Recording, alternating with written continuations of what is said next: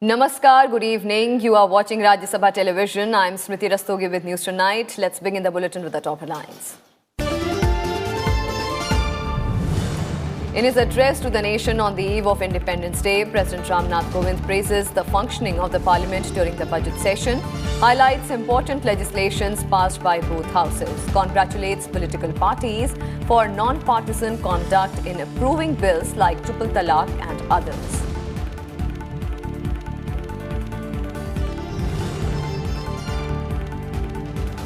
Abrogation of Article 370 will help people of Jammu and Kashmir and Ladakh, says the President. Asserts they will be able to reap the benefits of progressive laws and also various reservations provided in the fields of education and employment.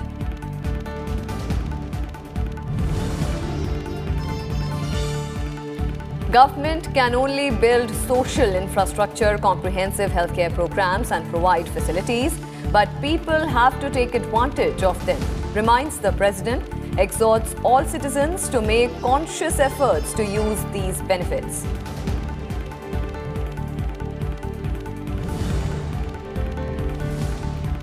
Nation prepares to observe 73rd Independence Day, 132 brave hearts of Army and paramilitary forces to be honoured with gallantry awards, Wing Commander Abhinandan to be presented Veer Chakra, special telecast of Prime Minister's address from the ramparts of the Red Fort on Rajya Sabha Television.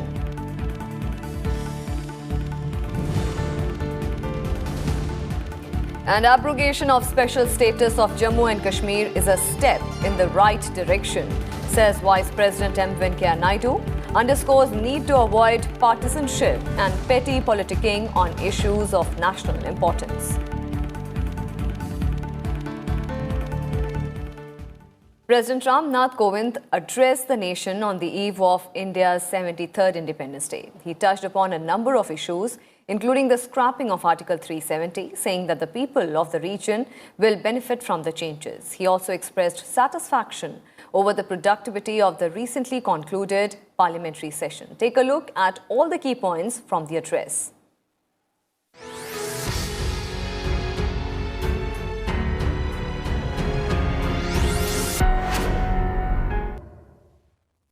Contemporary India is very different from the India in which Mahatma Gandhi lived and worked. Even so, Gandhiji remains extremely relevant. In his advocacy of sustainability, ecological sensitivity, and living in harmony with nature, he anticipated pressing challenges of our times. When we design and deliver welfare programs for our disadvantaged fellow citizens and families, when we seek to harness the power of the sun as renewable energy, we put Gandhian philosophy into action. I am confident that the recent changes made in Jammu Kashmir and Ladakh would be of immense benefit to those regions. They will enable the people to access and enjoy the same rights, same privileges, and same facilities as their fellow citizens in the rest of the country. These include progressive egalitarian laws and provisions related to the right to education, accessing public information through the right to information, reservations in education and employment, and other facilities for traditionally deprived communities, and justice for our daughters by abolishing unequal practices such as instant triple talaq. I am happy to note that the recently concluded session of Parliament saw lengthy and productive sittings of both the Lok Sabha and the Rajya Sabha. Many important bills were passed in a spirit of cross-party cooperation and constructive debate. I am confident this is only an indicator of what the coming 5 years have in store. I also urge that this culture percolates to all our legislative assemblies. Why is this important? It is important not merely because the elected must be equal to the trust placed in them by their electors. It is also important because nation building, a continuous process of which independence was a key milestone, requires every institution and every stakeholder to work in tandem, to work in harmony, and to work in togetherness. Nation building, at the end of the day, is about creating that optimal partnership between voters and their representatives, between citizens and their government, and between civil society and state. The government can build financial infrastructure in the form of a transparent, inclusive banking system, an online-friendly tax system, and easier access to capital for legitimate entrepreneurs. The government can build physical infrastructure in the form of housing for the poorest of the poor and availability of energy, toilets, and water in every home. The government can build institutional infrastructure to address the paradox of floods and calamities in some parts of the country and water scarcity in other parts. The government can build connectivity infrastructure in the form of wider, better highways and safer, faster trains, airports in the interiors of our country, and ports that dot our coasts, and near universal data access that allows common citizens to benefit from digital India. The government can build social infrastructure in the form of a comprehensive health care program and facilities and provisions for the mainstreaming of our Divyang fellow citizens. The government can build legal infrastructure by enacting laws that advance gender equality as well as by removing obsolete laws to make the life easier for our people. We are a young country, a society increasingly defined and shaped by our youth.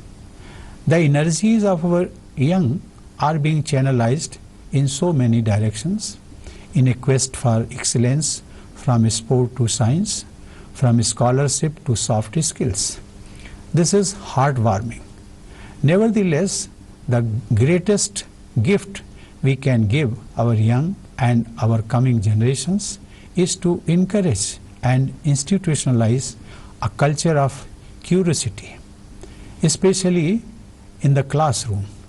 Let us listen to our children, for through them the future whispers to us. I say this with the confidence and belief that India will never lose its capacity to listen to the feeblest voice, that it will never lose sight of its ancient ideals, that it will forget neither its sense of fairness nor its sense of adventure. We Indians are a people who dare to explore the moon and Mars. We are also a people who persevere to create a loving habitat for 3 of every 4 wild tigers on our planet, because it is characteristic of Indianness to empathize with nature and with all living beings. And ahead of the 73rd Independence Day celebrations, security has been beefed up across the country. Multi-layered security arrangements are in place in national capital, Delhi, where Prime Minister Narendra Modi will unfurl the tricolour from the ramparts of the Red Fort. A massive security ring, including NSG, snipers, elite SWAT commandos and kite catchers, have been placed around the Red Fort. Special deployments have been made by the SPG and different components of the army and paramilitary forces, along with around 20,000 Delhi police personnel, including those from the traffic wing.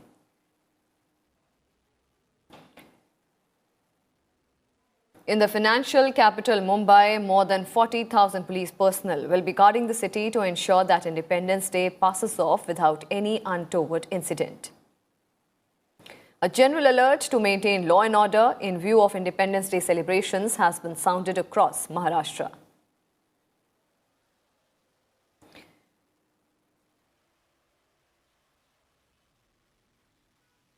The Army and BSF have also been put on high alert to step up a vigil along the Indo-Pak border. This is the first Independence Day after the abrogation of special status to Jammu and Kashmir under Article 370 and reorganization of the state into 2 union territories.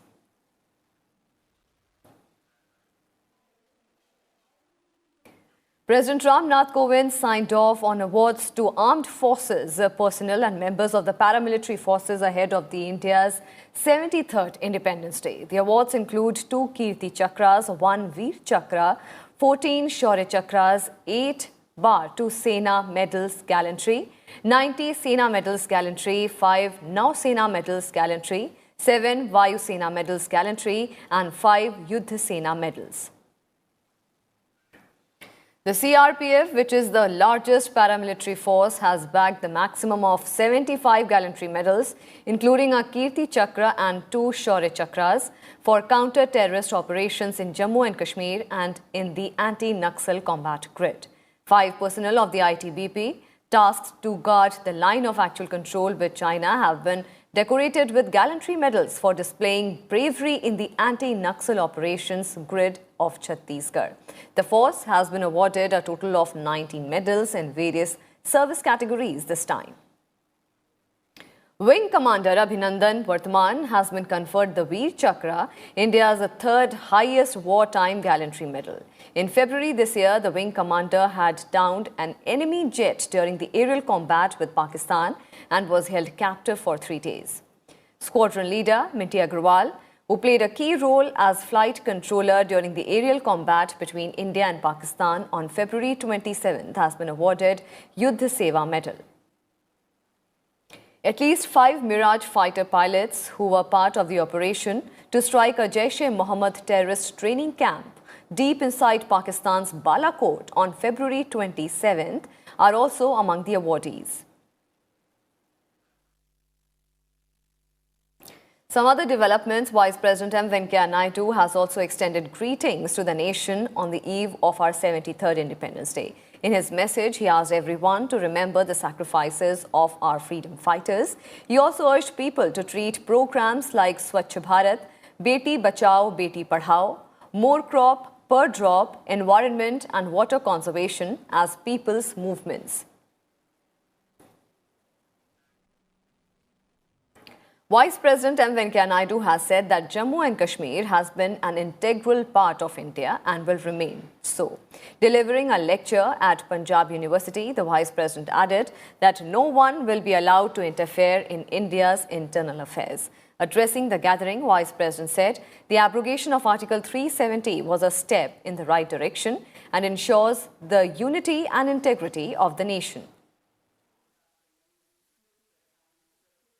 You cannot have discrimination. And this article was a stumbling block in the unity and integrity of the country. That's why it has gone. Let us not see politics in that. Let us not add religious overtones. Why should we think on those lines at all? And then this is an issue concerning the safety, security, unity and integrity of the country.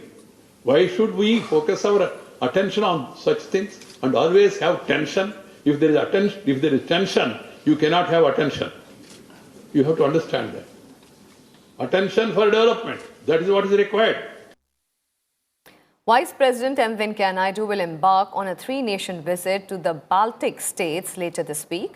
The Vice President will visit Lithuania, Latvia and Estonia during the 5-day visit beginning from August 17th. He will be accompanied by a high-level delegation, including Sanjay Shamrao Dhotre, Minister of State for HRD, Communications and IT. The visit takes place in the context of increasing political engagement and intensified trade and commercial engagement. This is sensed a lot in the Baltic countries. They feel that with Sanskrit and other aspects of Indian culture, there is a kind of closeness which need to be nurtured and taken forward. The cutting-edge technology and innovation ecosystems of the Baltic countries also complement India's huge market and appetite for these kind of technologies. The important thing is that this is a historical visit, in the sense that this is long awaited. Honorable Vice Presidents will be the first ever high-level visit to the 3 Baltic countries, and therefore it's awaited there as well with a great deal of enthusiasm. And with that, we'll slip into a very quick break. More news and updates on the other side. Stay with us.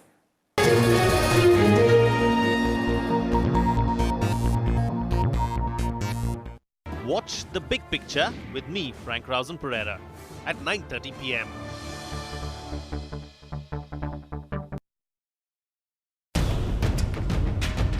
Finance Minister Nirmala Sitharaman in her budget speech said that by year 2022, when we celebrate 75 years of our independence, every household, every rural household would be connected to electricity. Every household. In fact, it's already done. Before Uday 1 reforms kicked in, the DISCOMs were making losses to the tune of 60,000 crore rupees annually. Trajectory, loss reduction, reforms, we are adding reforms. So the whole reform package will be tied with the support package. That power generators must get coal supply without bothering about power purchase agreement. Yeah. How are you ensuring that? Currently, that is one issue which needs to be addressed. Watch To The Point with Rajkumar Singh, Minister of State, Power and Renewable Energy, only on Rajya Sabha Television.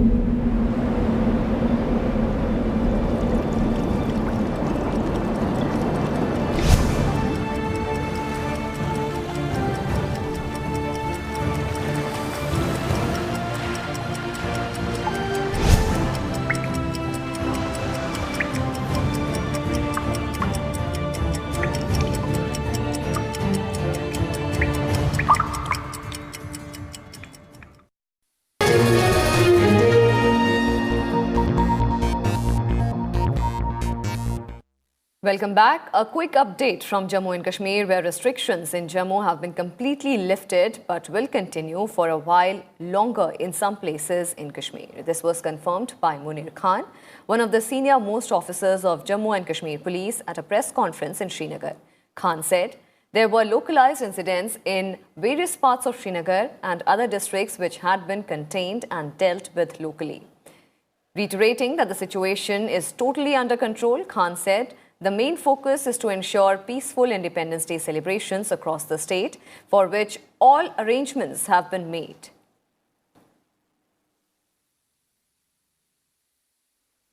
The situation in the whole of the state is completely under control. As far as Jammu division is concerned, the restrictions have been lifted, and you must be knowing that schools and other establishments are functional. As far as Kashmir division is concerned, the restrictions at certain places are in place. Presently, our main focus is 15th of August, and all the preparations are in place and all the arrangements are in place to ensure peaceful celebrations throughout the state. Further relaxations in prohibitory orders have been given in a large number of areas, including Srinagar, and these relaxations will continue to be given till afternoon today. There have been a few minor localized incidents which have been dealt with at the local level itself. On all other fronts, civil supplies, national highway, airport, medical facilities, things continue to be normal. The local authorities, as before, are keeping a close watch on the situation and offering relaxations wherever the situation so warrants. And the government on Wednesday launched the country's largest sanitation survey, Swachh Sarvekshan Gramin 2019. The aim of this survey is to engage rural communities in improvement of the sanitation status of their districts and states through intensive campaign.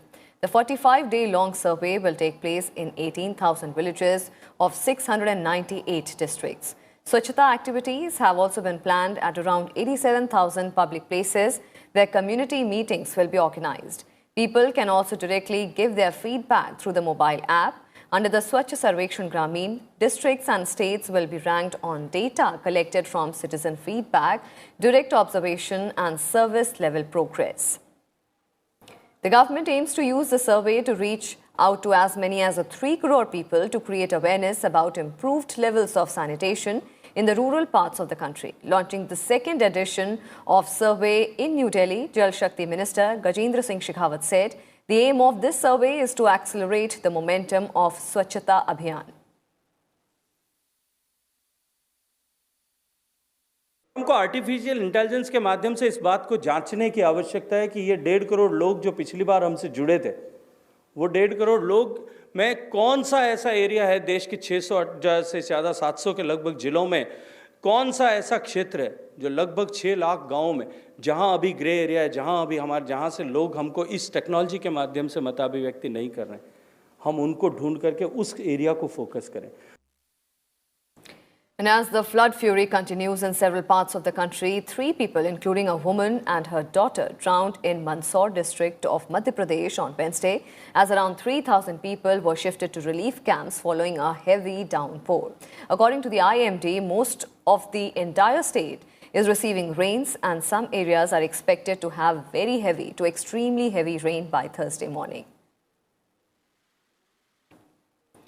Meanwhile, the Kerala government on Wednesday announced a flood relief package for all calamity-hit families which had suffered losses in the torrential rains. Many low-lying areas remain waterlogged as the death toll has risen to 102. A red alert has been sounded for 3 North Kerala districts of Malappuram, Kannur and Kozhikode.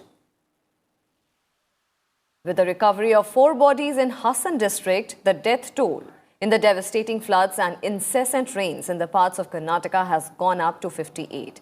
Meanwhile, with inflows into the reservoirs steadily decreasing, the situation in the affected districts in the north coastal, Malnad and south interior Karnataka has improved further.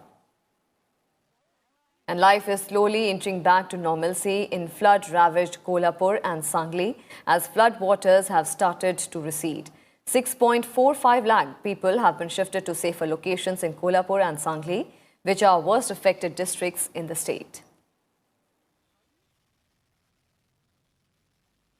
Markets news, the wholesale price index inflation in July fell to a multi-year low of 1.08%. The third consecutive decline to a 25-month low is mainly on account of cheaper fuel and food items. Inflation based on wholesale price index was at 2.02% in June this year and 5.27% in July 2018.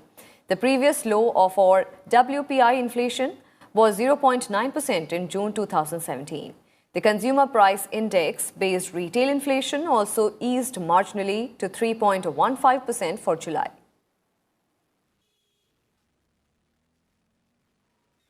Delhi's Patiala High Court has extended custody of former Jammu and Kashmir MLA Rashid Engineer till August 21st. Rashid was arrested by the NIA last Friday in a terror funding case.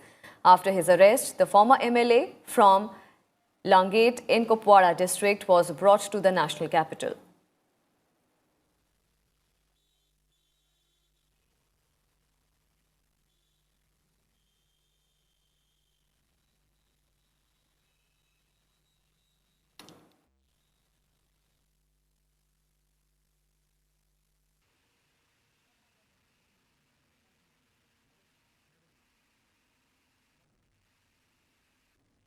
And one can now easily avail the information related to the Ministry of External Affairs. External Affairs Minister S. Jaishankar inaugurated a website on Wednesday which will give information about the work of the Ministry of External Affairs. It aims to make the work of the Ministry of External Affairs transparent, accountable and accessible.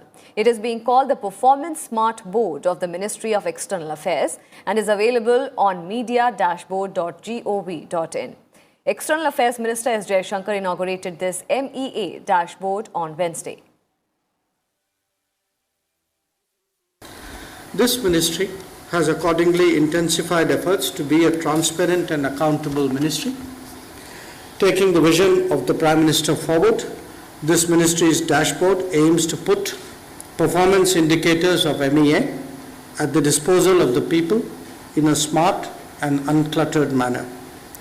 MEA's Performance Smart Board is a visual display of the most important information needed to achieve the objectives of the ministry.